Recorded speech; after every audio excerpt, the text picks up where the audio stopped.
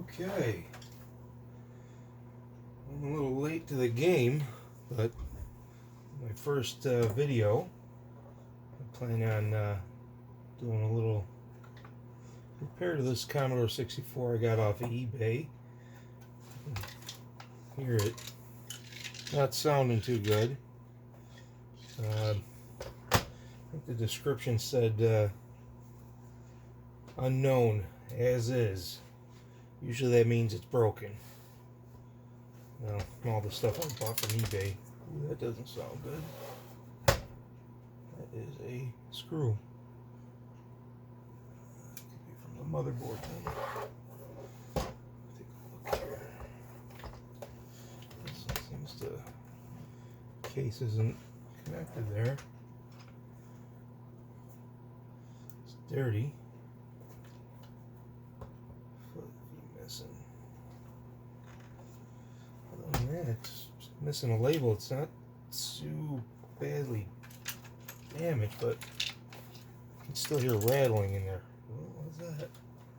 Piece of plastic. Yeah, it's definitely from inside the case. That's part of it. Don't really hear anything else. Well, let's open it up, take a look before I plug it in.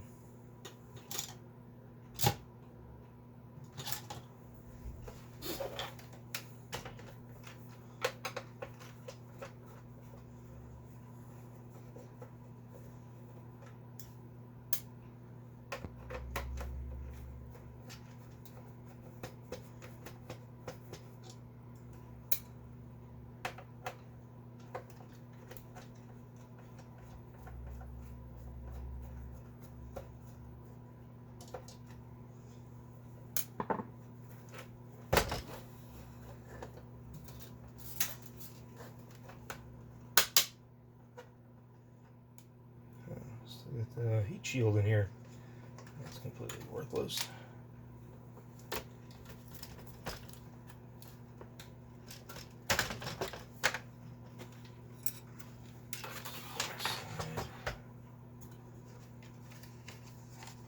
It's not even put in there right. Somebody's been in here before me. That's going in the trash. Those are known just to have the computer overheat. Yeah, that's screws out of somewhere. That's oh yeah, right here. See, it's missing. Oh, there's more plastic there. And none of these are socketed, so this might have a blown chip and they didn't know how to fix it. Well, good, this will, for a good repair video. This is dated from '83. All the chips are 1983. Nothing is socketed. I don't know how good the light is over here. You can see that. Filthy, it's dirty. Let's see how that Vic looks.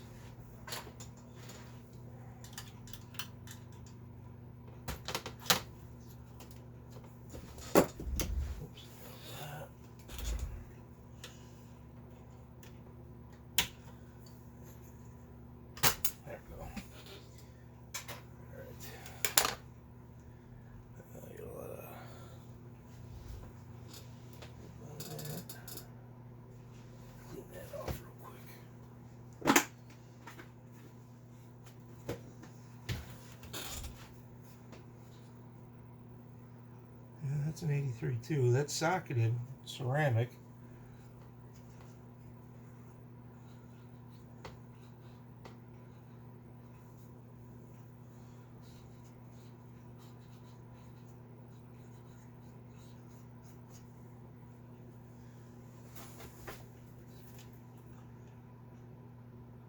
'24th week, '83, 6567 R8. They had revision 8 back in '83. That I don't know.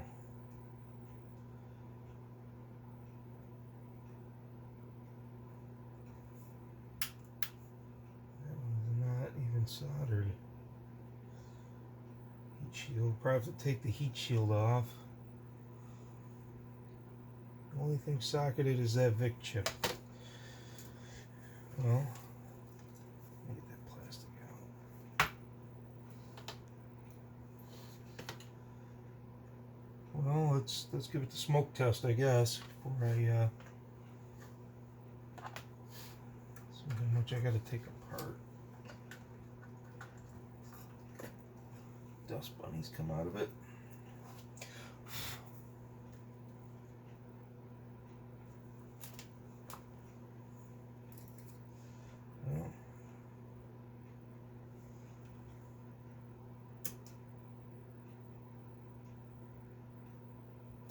Wow, it actually powered up. Not a bad screen either. Wow, huh.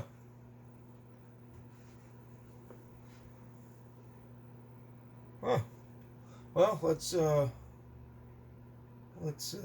give it a dead cartridge test, I guess. I don't have a test harness yet. That's on its way. That was the reason I wanted to do some of these videos. I fixed the last 4 Commodores I had without it. I had to replace a bunch of different chips by guessing, and had pretty good success rate. I had the last 4 I fixed, and I had the chips for them. All were different problems, but huh. Well, this looks like it went from a repair to more of a restoration. I'll clean up. I got another case badge I can put on this. Might be able to fix the broken plastic in here.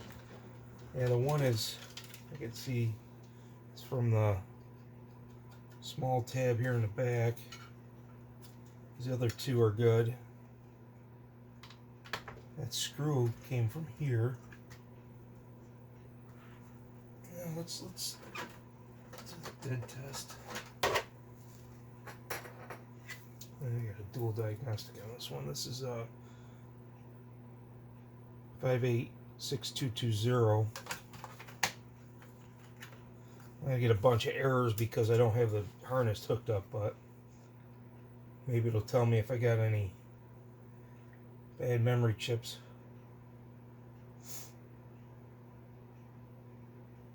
That's a pretty good color screen too. That's pretty clear. It's actually clearer than my test board.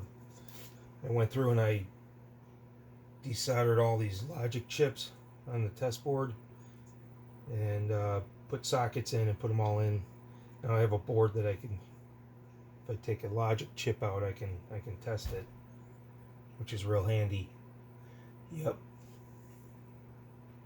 U1, U2 are, but oh, that's because I don't have a harness.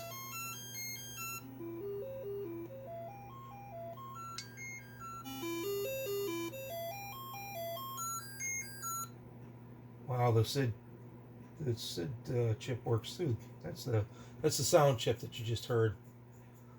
Those are notorious for going bad. They don't make them anymore, so they're very expensive. Same with the PLAs here. You can get aftermarket ones. They have come up with now, which is a SID and a there's different versions. I have a couple coming from Canada. I've already ordered one before and I loved it, so it worked out great. So I ordered a few more. I will definitely put heat sinks on these too. None of them are running hot yet, but yeah, the VIC chip's getting hot. SID's a little warm, but not hot enough I can't touch yet. I'll put heat sinks on those to help prolong their lives. Wow. And these ones that you're seeing that are bad are because there's usually a loop interface on the wiring harness to test it, and if I don't have it, it's going to show up bad. But this machine's actually working, so that's kind of a disappointment. Not much of a first YouTube video. I guess I'll clean it up and do a little preventative maintenance. Maybe I'll come back to this board and I'll recap it. Get all these electrical capacitors here, these blue ones you see sticking up. I'll desolder those, put new ones in. I even have the main ones here. I'll put those in. It's a 250407 board. Division B. Well, that's good news and bad news. I can just restore just restore this instead of repair it. I want to get a look under this. How bad's this standoff?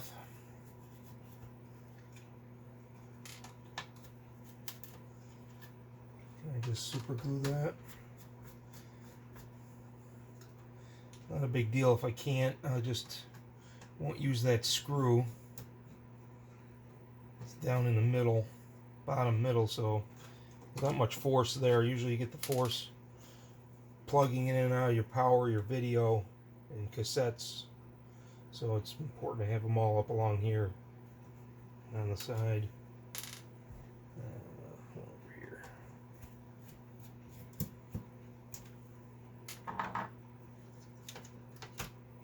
This one. Nope. Oh yeah. Broken two pieces. I think I could fix that in that other tab and maybe reinforce some of these so they don't break. Oh, that one's already broken too. Huh. Somebody I think was in here before me and they over-tightened these screws on it. Oh yeah, there's a classic sign right there. I don't know if you guys can see that. Usually on the bottom of the case where they put the screw in. The longer screws, if you screw down too hard, it'll push and poke through to the plastic. Yeah, somebody was in here.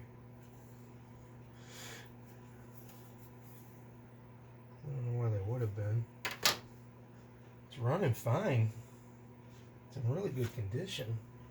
Heat sink's still on there. The heat shield, the RF shield, is still on the back, which is worthless too. And not one chip is socketed. Oh, that's dirty.